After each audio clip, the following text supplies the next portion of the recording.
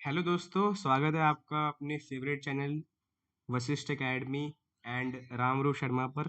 तो आज हम एक बहुत इम्पोर्टेंट टॉपिक पर बात करने वाले हैं, जो कि है एक बहुत ही ज़्यादा इम्पोर्टेंट टॉपिक है हमारी क्लास 12th की फिजिक्स में, जिसका नाम है मॉडर्न फिजिक्स। ठीक है, जो कि बहुत इम्पोर्टेंट है जेई मेंस और एडवांस के पॉइंट ऑफ व्यू से, और साथ ही साथ बोर्ड्स के पॉइंट ऑफ व्यू से भी। हमारी 12वीं में 3 चैप्टर है इससे रिलेटेड।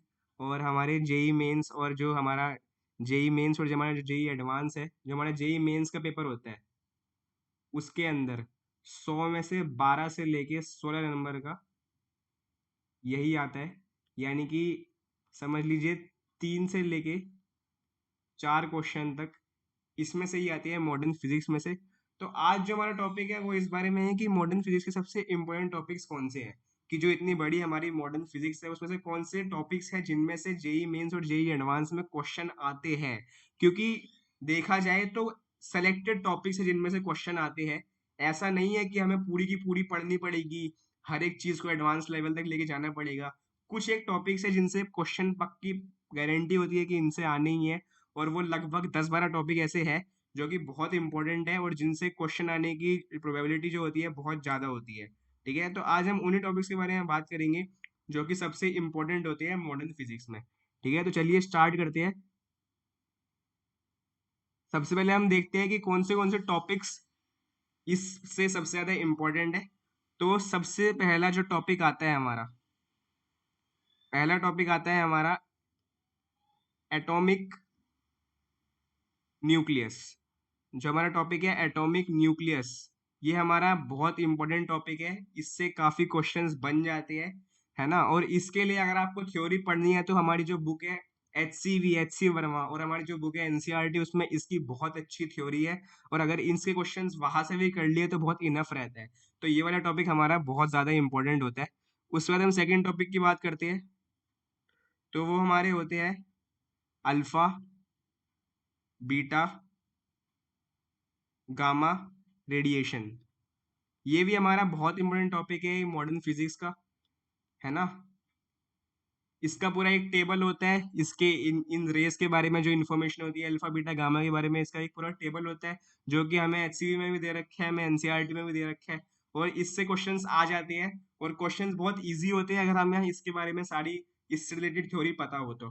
ठीक है, तो ये दो टॉपिक होते हैं। उसके बाद आता है तीसरा टॉपिक, थर्ड टॉपिक आता है हमारा। थर्ड टॉपिक टॉपिक आता है topic radio activity. Radio activity से तो मतलब फिक्स होता है कि एक क्वेश्चन तो आना ही है। और बहुत स्ट्रेट फॉरवर्ड टॉपिक है।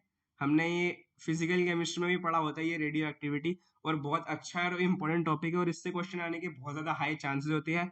2019 मेंस में से भी इसमें से पता नहीं बहुत क्वेश्चन आ गए थे। और क्वेश्चंस बहुत ज़्यादा स्ट्रेट फॉरवर्ड थे, जिसके बारे में अगर हमें सिर्फ फॉर्मूला ही पता हो, जो फॉर्मूले होते हैं half life, average life, activity वगैरह के, हमें सिर्फ वो भी पता हो तो उससे भी बहुत सारा काम बन जाता है ना।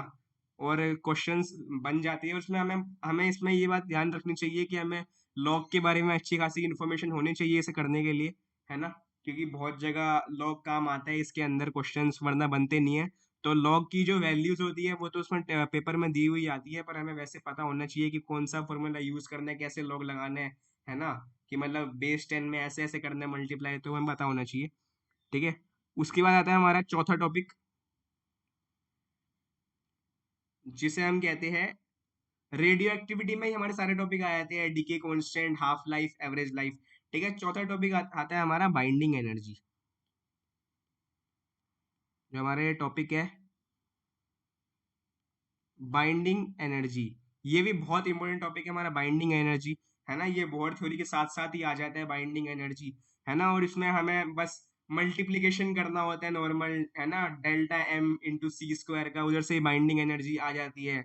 जो हमारा मास होता है ना, जो ये कहते हैं मास डिफरेंस होता है, डेल्टा एम हम उसे बोलते हैं, है ना। तो बाइंडिंग एनर्जी भी काफी इजी टॉपिक है और काफी स्ट्रेट फॉरवर्ड क्वेश्चंस जो है बाइंडिंग एनर्जी में से आते हैं, है ना। तो हमें पता होना चाहिए कि कौन सा फॉर्मूला यूज करना है, क्या क्या सब्ट्रैक्ट करना है उसके लिए, डेल्टा एम को फाइंड आउट करने के लिए, है ना, क्या चेंज इन मास होगा। तो हमें थ्योरी पता होनी चाहिए और इसके लिए अच्छी खासी थ्योरी एचसीवी और एनसीईआरटी में दे रखी है, तो आप वहां से पढ़ सकते हैं। उसके बाद हम बात करते हैं फिफ्थ टॉपिक की। ठीक है,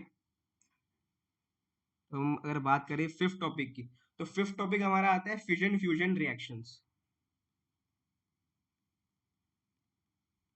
हमारा फिफ्थ टॉपिक आता है फिजन एंड फ्यूजन रिएक्शंस जो हमारी होती है, वो बहुत इंपॉर्टेंट है। इनकी एक एक एग्जाम्पल होते हैं, है ना। इसके ज्यादा इसके बारे में पता है नहीं अभी लोगों को। तो इसके एक दो ही एग्जाम्पल होते हैं जो हमें याद करने होते हैं, हमें तरीका जानना होता है कि कैसे कैसे हमें निकालना है, किस तरीके से हमें जो है इन रिएक्शंस को यूज करके, है ना, फॉर्मूले में अप्लाई करना है ना। और इसके लिए हमें मोल कंसेप्ट भी आना चाहिए इसे इसे पढ़ने के लिए, फिजन फ्यूजन रिएक्शंस को। ठीक है, मोल कंसेप्ट की अच्छी खासी नॉलेज होनी चाहिए, एवोगैड्रो नंबर वगैरह की, है ना, एटॉमिक मास वगैरह की। तो फिजन फ्यूजन की जो रिएक्शंस है वो हमें याद करनी पड़ेंगी, और इसे हमें कैसे अप्लाई करना है, उन रिएक्शन से कैसे कैसे नंबर ऑफ पार्टिकल्स निकालने हैं, फिर निकालना है कि इसकी कितनी एनर्जी लगेगी वगैरह वगैरह। तो फिजन फ्यूजन रिएक्शंस भी बहुत एक अच्छा इंपॉर्टेंट टॉपिक है जो हमें आना चाहिए मॉडर्न फिजिक्स में। ठीक है, अगर हम सिक्स बात करें, सिक्स टॉपिक की अगर हम बात करें, तो वो है हमारा फोटो इलेक्ट्रिक इफेक्ट। जो हमारा फोटो इलेक्ट्रिक इफेक्ट है,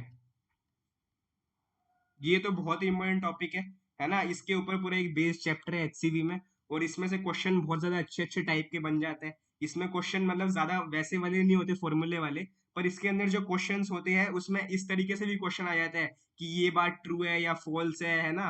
वैसे रीजनिंग वाले क्वेश्चन भी आ जाते हैं, है ना। और भी बहुत सारे क्वेश्चन आते हैं इसमें। मेन टॉपिक्स वैसे वाले होते हैं कि हमें मतलब फोटो इलेक्ट्रिक इफेक्ट में हमें एनालाइजिंग करना होता है, इसकी एनालाइजेशन करना होता है कि ये चेंज कर दिया, frequency of incident radiation change कर दी, है ना, ये वो चेंज कर दिया हमने, इंटेंसिटी चेंज कर दिया, वोल्टेज चेंज कर दिया।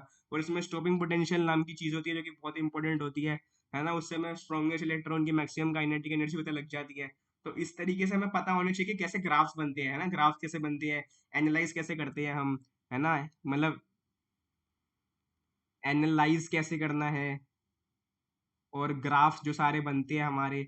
और एक जो हमारी वो वाली इक्वेशन होती है वर्क फंक्शन वाली, है ना, कि kinetic energy is equal to work function, क्या कहते हैं, वर्क फंक्शन, सॉरी, जो हमारी एनर्जी आती है वो is equal to work function plus kinetic energy of electron, है ना। वो वाली हमारे यहाँ पे इक्वेशन यूज होती है काफी क्वेश्चंस में, है ना। तो एक दो ही फॉर्मूले है उसके इसके अंदर, एक दो तीन फॉर्मूले ही है। वो वाले फॉर्मूले भी हमें याद रखने होते हैं इस फोटो इलेक्ट्रिक इफेक्ट में, जो हमें आगे जाके बहुत काम आते हैं, क्योंकि फोटो इलेक्ट्रिक इफेक्ट कहीं ना कहीं एक्सरे से ही बहुत ज्यादा जुड़ा हुआ है। ठीक है, इसके बाद हम आगे बढ़ते हैं, आगे हम बात करते हैं बाकी टॉपिक्स के बारे में। तो अब हम बात करेंगे जो बाकी टॉपिक्स बचे हुए हैं, तीन चार टॉपिक्स बचे हैं जो कि बहुत ज्यादा इंपॉर्टेंट है मॉडर्न फिजिक्स के पॉइंट ऑफ व्यू से। ठीक है, तो चलिए शुरू करते हैं। और अब हम आते हैं नेक्स्ट टॉपिक पे, जो कि बहुत ही इंपॉर्टेंट टॉपिक है, शायद से मोस्ट इंपॉर्टेंट मैं कह सकता हूँ। जो ये वाला टॉपिक है इसको हम बोलते हैं बोहर्स थ्योरी। जो हमारी बोहर थ्योरी है, बोहर एटॉमिक मॉडल है, वो बहुत ही ज्यादा इंपॉर्टेंट है।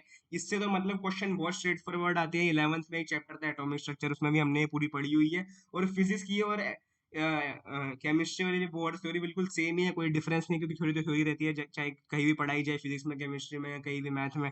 ठीक है, तो बोहर थ्योरी के सारे जो इसमें हमारे फॉर्मूले होते हैं वो हमें पता होने चाहिए, रटे हुए होने चाहिए, उन टिप्स हमें फॉर्मूले पता होने चाहिए बोहर थ्योरी के, है ना। बोर्ड थ्योरी से क्वेश्चन आना पक्की बात है ना। और एक दो जो रदरफोर्ड का एटॉमिक मॉडल था, जो रदरफोर्ड का अल्फा पार्टिकल स्कैटरिंग एक्सपेरिमेंट था, है ना, उससे भी एक दो क्वेश्चन बन जाते हैं कि रेडियस ऑफ न्यूक्लियस कितना है ना, वगैरह वगैरह। तो इसे भी रदरफोर्ड का जो एक्सपेरिमेंट था, है ना, वो भी कहीं ना कहीं इम्पोर्टेंट है, क्योंकि उससे लोग उसे करके जाते नहीं है और उससे क्वेश्चन आ जाते हैं। तो रदरफोर्ड का जो हमारा ये एक्सपेरिमेंट है, इसे भी हमें पढ़ना पड़ेगा अच्छे से। और इसका हम ये याद कर सकते हैं रदरफोर्ड के बारे में। ठीक है, बहुत छोटा टॉपिक है और इम्पोर्टेंट भी है। और उसके बाद हम बात करते हैं नेक्स्ट टॉपिक के बारे में, जो कि मेरे हिसाब से बहुत ही इंपॉर्टेंट है, जो कि है एक्सरेज। एक्सरेज भी पूरा एक चैप्टर है एचसीवी में। एक्सरेज बहुत इंपॉर्टेंट है, एक्सरेज से क्वेश्चन आने के बहुत ज्यादा हाई चांसेस है। मोजलेज लॉ, और अल्फा बीटा गामा रेडिएशन, के अल्फा के बीटा के गामा, और ये सब हमें याद रखना पड़ेगा। एक्सरेज के अंदर, ठीक है, और इंटेंसिटी कितनी रह जाती है उसके बाद एक्सरेज की, वो भी याद रखनी पड़ेंगी। तो एक्सरेज भी बहुत इंपॉर्टेंट टॉपिक है, ठीक है। इसके बाद हम बात करते हैं, इसके अंदर ही आ जाता है हमारा मोजलेस लॉ। मोजलेस लॉ भी बहुत इंपॉर्टेंट टॉपिक है।